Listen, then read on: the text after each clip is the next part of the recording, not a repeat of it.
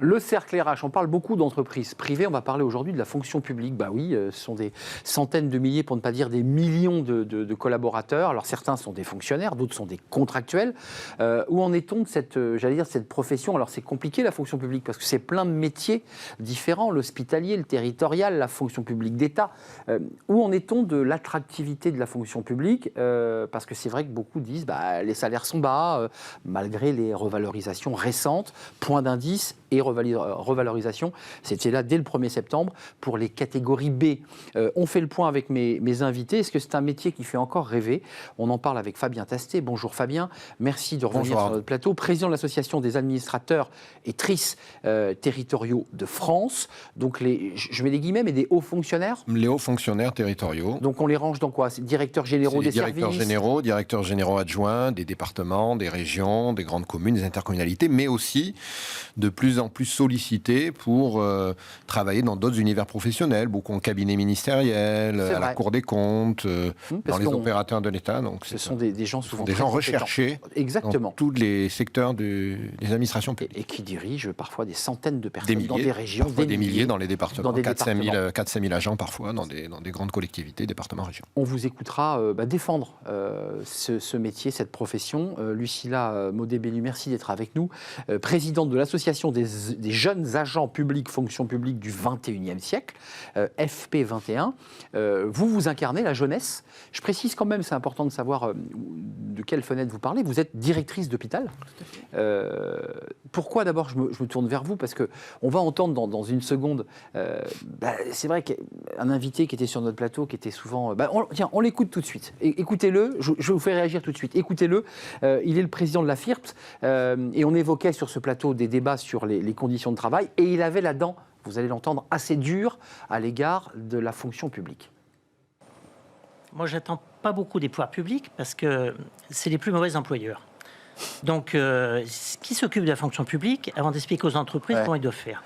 Alors, par contre... Il y a des déprimes aussi dans la fonction publique. Il y a des burn-out. Il y en a probablement plus. Je vous ai vu prendre votre souffle, Lucilla, parce qu'on parlait des burn-out, on parlait des tensions, on parlait du stress au travail, des dépressions post-Covid.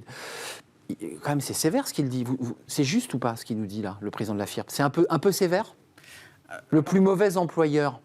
Alors, ça dépend de quel point de vue il parle et de quel sujet il parle. Directrice d'hôpital, je rappelle. Vous avez aussi confronté à des infirmières qui claquent la porte. Tout à fait. Je pense que c'est inscrit pour personne. Tout le monde sait que c'est compliqué avec les défis que nous rencontrons dans le service public et dans les sociétés. Après, de quel point de vue il parle, ça serait intéressant d'en savoir plus. Je ne crois pas, évidemment, que l'employeur public soit le pire. Par contre, des marges de manœuvre sont possibles pour améliorer... Fabien Tastet, vous dites, les Français éprouvent des sentiments versatiles à l'égard de leurs fonctionnaires, tantôt applaudis aux fenêtres de tout le pays pour leur mobilisation face à la pandémie Covid, et ça concerne Lucilla, suspectés en même temps de nourrir tous les maux du pays, comme la dette, l'inertie, l'amateurisme et bien des choses encore. J'ai l'impression qu'en une phrase, vous avez posé le problème. Oui, et puis je pense que le son que vous nous avez fait entendre montre bien à quel point... les représentations sociales que beaucoup d'entre nous véhiculent nuisent à l'attractivité de la fonction publique. Parce que on est d'accord. C'est l'excellent sujet que vous nous proposez aujourd'hui. Moi, je crois qu'il y a trois grands défis pour l'action publique dans les années qui viennent. J'ai eu l'occasion de le dire au ministre. On le reçoit d'ailleurs la semaine prochaine au Congrès des hauts fonctionnaires territoriaux.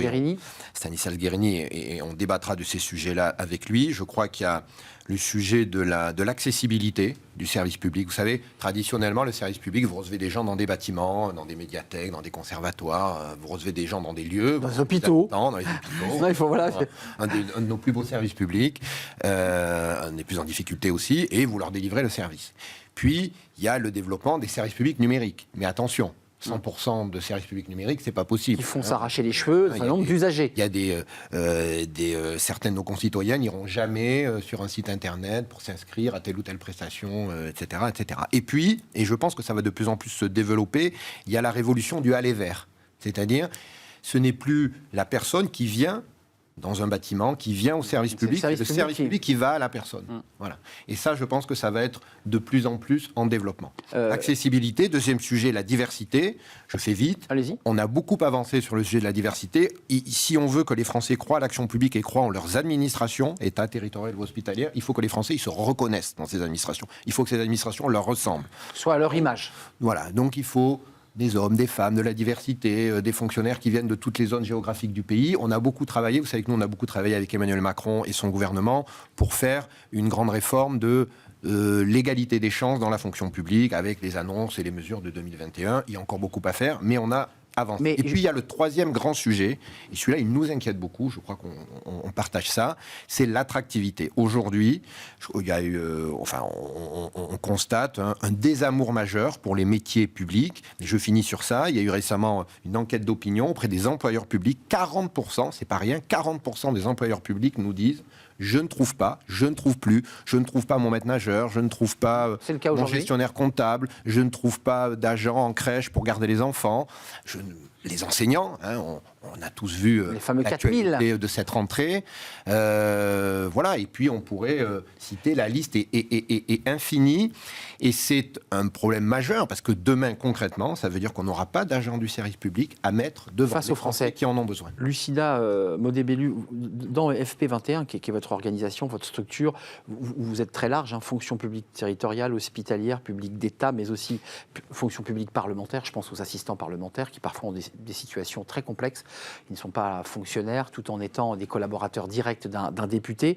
Quels sont les messages que vous portez ? Parce que vous êtes l'incarnation de la relève. Vous êtes jeune et vous dites, moi je m'y retrouve. Vous vous y retrouvez, vous, dans le métier que vous faites là ? Vous vous épanouissez ? Alors c'est la question tout à fait qu'on me pose collectivement. Hein. Est-ce qu'il y a de l'épanouissement ? Parce qu'il y a aussi la question, pour compléter les propos précédents, c'est la question du sens. Souvent, le service public, l'intérêt général, c'est le sens. Et d'ailleurs, on envoie des personnes qui travaillaient dans le secteur privé et qui viennent dans le secteur public justement parce qu'à un moment de leur carrière, ils cherchent du sens qu'ils ne trouvaient pas dans le secteur privé.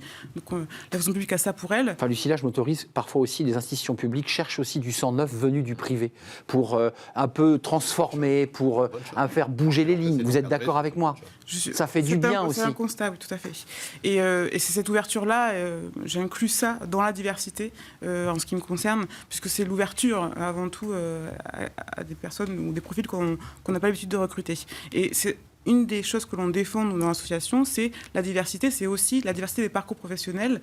Voilà, ce n'est pas grave si on n'a pas un parcours qui est droit comme une ligne, si on vient de notre secteur, si on veut changer au cours de sa carrière, puisque les générations, la jeunesse, hein, donc là on parle Y, Z et même Alpha. Je lisais avant de venir une étude sur la génération Alpha à partir de 2010. Alpha, donc voilà, ce sont les natifs à compter de l'année 2010. Donc c'est avant la génération Z là.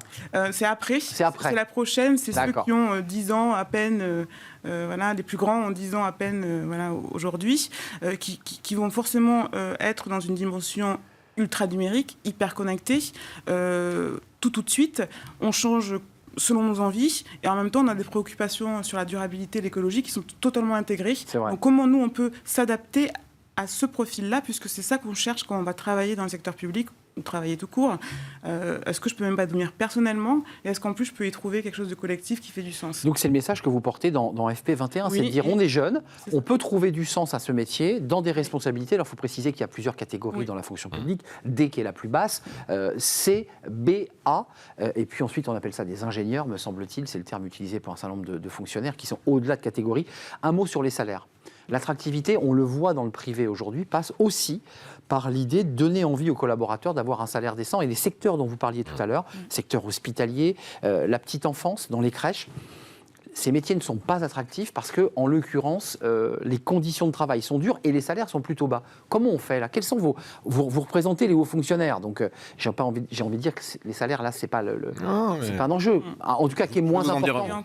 Et encore. Non, mais évidemment. Alors. Il y a la question des représentations sociales. J'y reviendrai tout à l'heure parce que c'est important. Ce pays, quand même, malmène beaucoup. Oui, dans un discours politique très dur. Et il y a eu la parenthèse enchantée qu'on a tous vécue du Covid, où on applaudissait à nos fenêtres. Vous vous en souvenez, les agents publics, des hôpitaux, etc. C'était une parenthèse enchantée, elle est refermée. Où on embrassait les policiers après les attentats. Exactement. Globalement, quand même, ce pays malmène ces fonctionnaires. Pourquoi véhiculent une image dégradée de la fonction publique. On a entendu. Mais c'est injuste ou il y a une part de vérité? Oui, je crois que c'est injuste. Qu'il y ait besoin de réformes. Nous, on a été les premiers à demander une réforme de la fonction publique. On est hauts fonctionnaires. Donc, on a besoin de se réformer dans l'administration, dans l'action publique, c'est l'évidence. Mais on ne mérite pas tous les poncifs que charrie à longueur de journée. Donc c'est douloureux, vous le dites comme... Voilà. Et c'est d'ailleurs pour ça, nous, qu'on souhaite intervenir dans le débat public. On est aujourd'hui un acteur d'influence de référence du débat public parce qu'on souhaite contrebalancer ce discours absolument injuste qui est tenu sur les collectivités locales. On entendait tout à l'heure, je ne sais pas où votre invité a trouvé qu'il y avait une qualité managériale moindre. Je ne sais pas quelles sont les données qui lui permettent de dire qu'il y a une qualité managériale moindre. Il avait des chiffres sur les burn-out, sur les dépressions. Dans le secteur public, alors que, prenez l'exemple du télétravail. C'est un bon exemple. Le télétravail, moi, je peux vous affirmer ici, nous, on a fait des études à la sortie du Covid qui le montrent très bien, qu'en matière de télétravail, les administrations publiques ont été extrêmement agiles. On su très rapidement redéployer des agents, déployer du télétravail pour que le service public continue alors que plus de collaborateurs travaillaient à la maison. Donc, ce qui a été fait en termes de télétravail au moment du Covid dans les administrations publiques n'a absolument rien à envier à ce qui pouvait se faire dans le secteur privé. Et au contraire, parfois, on est allé plus loin et on a été plus agile en matière de télétravail que dans le secteur privé. Donc, il y a ce sujet, il ne faut pas, l'écarter. Les représentations sociales que véhicule le corps social n'incitent pas les jeunes à épouser les métiers de la fonction publique. Et là, il faut que le corps social collectivement travaille sur ce sujet. Lucilla Monet-Bellu, il y a une part de vérité. Vous dirigez un hôpital, c'est intéressant, vous êtes une actrice de l'hôpital. On a vu, même sur ce plateau, des infirmières ou des responsables recrutement qui disaient, nous, on récupère aujourd'hui les infirmières du public qui s'en vont, qui quittent le métier ou qui vont dans des secteurs plus attractifs ou qui partent en intérim parce qu'elles gagnent plus. C'est une réalité, ça, qui pèse sur les épaules de la fonction publique, qui dégrade son image.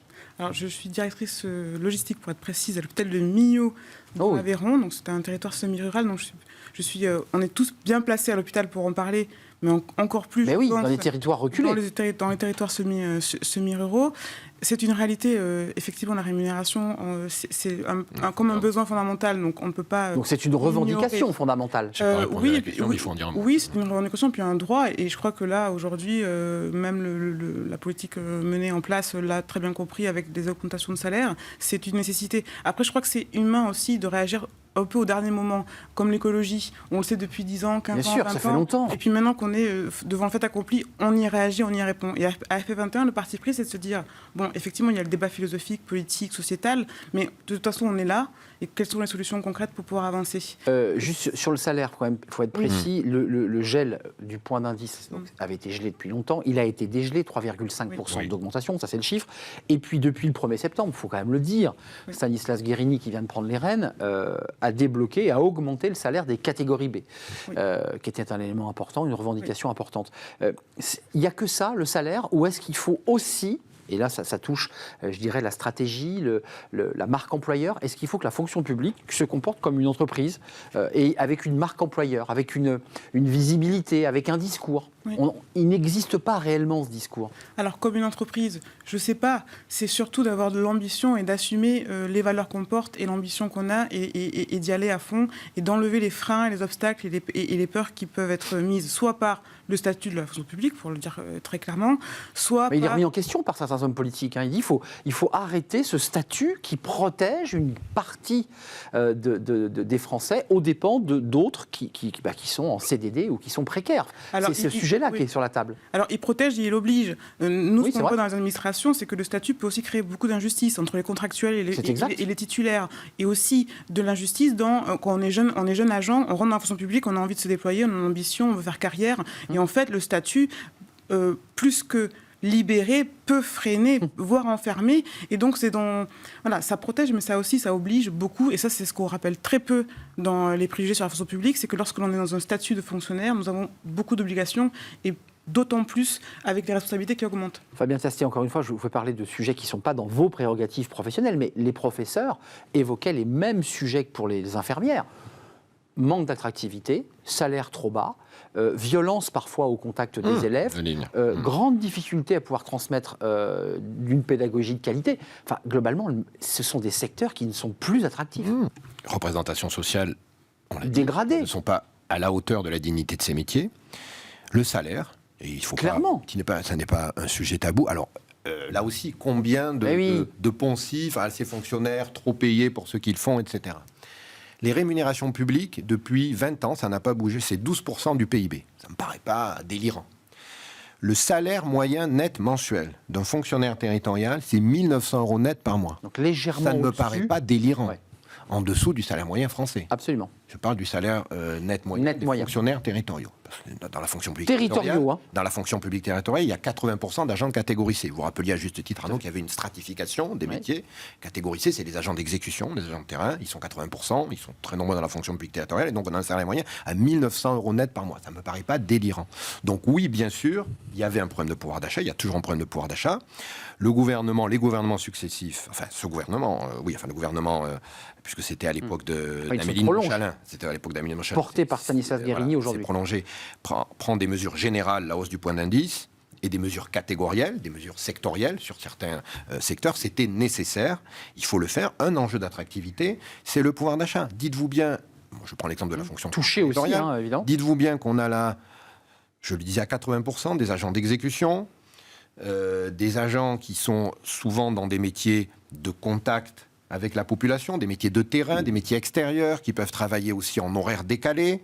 Vous savez, quand vous allez le week-end faire du sport dans un stade ou voir du sport, quand vous allez à la piscine le dimanche ou à la médiathèque le dimanche en famille, oui, mais dans beaucoup d'endroits, elles sont ouvertes. Et elles sont ouvertes parce qu'il y a des fonctionnaires territoriaux qui sont là, qui travaillent en horaire décalé le week-end, qui accueillent, qui règlent des conflits, comme tu le disais, etc. Donc, oui, il y a un enjeu de rémunération. Il existe aussi, parce qu'il ne faut pas, moi je ne me cache pas derrière mon petit doigt, un dernier mot, Fabien. Il existe aussi pour les hauts fonctionnaires, si on veut aussi attirer les meilleurs à l'État, l'attractivité des meilleurs, etc.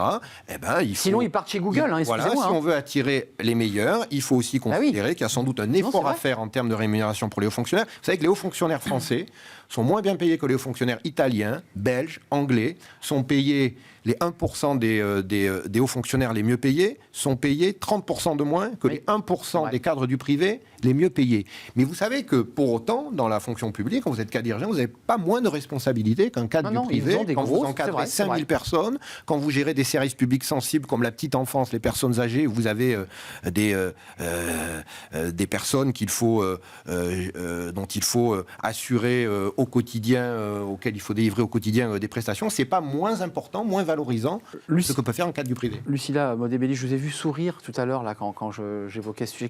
Qu'est-ce qui vous faisait sourire ? Parce que j'ai 2 points sur la rémunération. Je suis d'accord. La rémunération, c'est un besoin de base. Il ne faut plus en discuter.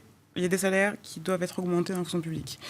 Pour autant, il existe déjà des mesures catégorielles. Bah oui, je l'évoquais, celle du 1er septembre. Là. C'est ça, et puis aussi géographiques sur des territoires qui sont peu attractifs, comme je pense aux Outre-mer notamment, où déjà si on va s'engager là-bas pour une certaine durée, on est reconnu au niveau salarial. On n'a parlé que de salaire sur le plan national, mais il y a des zones territoriales qui sont des zones grises où on manque de fonctionnaires, on est d'accord. Et où là, des mesures de rémunération particulières peuvent aider évidemment à favoriser l'attractivité.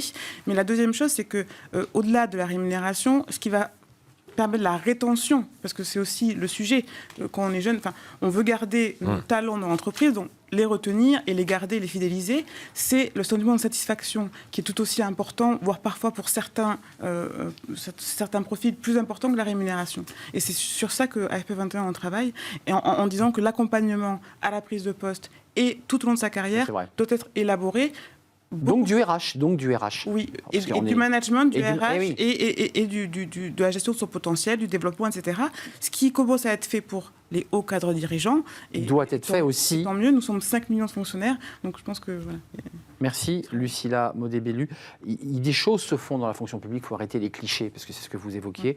Il y a encore du chemin à faire peut-être sur les RH, sur la manière dont on accompagne ces jeunes qui entrent dans la carrière, et puis rendre ce métier attractif. Il y a un congrès chez vous, Fabien Tastet, c'est la semaine prochaine. 14-15 septembre à Lorient. À Lorient. Comme nous sommes ouverts, vous êtes tous toutes et tous. On est les bienvenus. Le congrès de l'Association des administrateurs territoriaux de France, et il y aura le ministre de la fonction publique. Et Jean Castex, le Premier ministre, nous fera aussi l'honneur d'être là. Retour de sa région pyrénéenne. Merci à Lucilla Modé-Bellu, présidente de l'Association des jeunes agents publics, fonction publique du 21e siècle.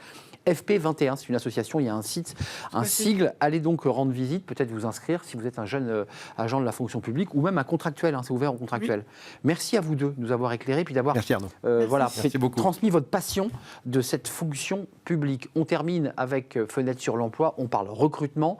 Je ne sais pas comment ça se passe dans la fonction publique, mais c'est vrai que les CV ont plus la cote. Aujourd'hui, c'est des compétences qui comptent. On en parle tout de suite.